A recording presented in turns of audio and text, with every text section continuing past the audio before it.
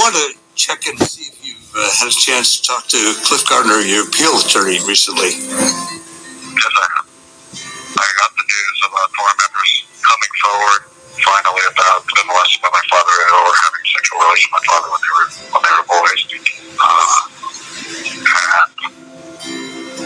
And it was pretty overwhelming to hear that. We'd heard rumors that something might have happened with Menudo through the years. It's a remarkable thing that happened so many decades later. So I don't know what brought him to this point in his life where he felt the need to talk about it, but a lot of victims eventually get there. It's usually later in life. Of course, you know that would have made a difference at trial.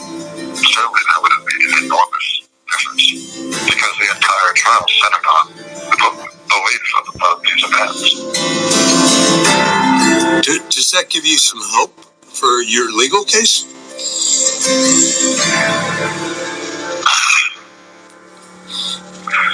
It's just very validating for me on a personal level.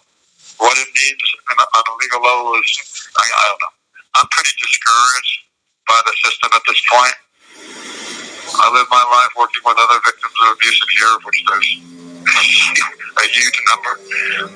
So I try to find purpose in what happened to me and the suffering that I went through, my brother went through.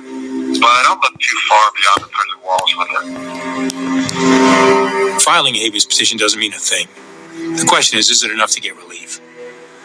I certainly think it's enough to have the judge have a hearing into whether this is a credible witness or not.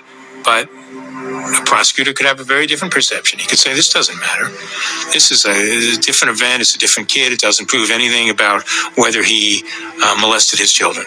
Ultimately, that decision isn't made by a defense lawyer or a prosecutor. The decision is made by a judge. You know, it's sort of a grim fact that 30 years later we discover that maybe there was evidence all this time out there that could have accurately portrayed to the jury the type of person Jose was.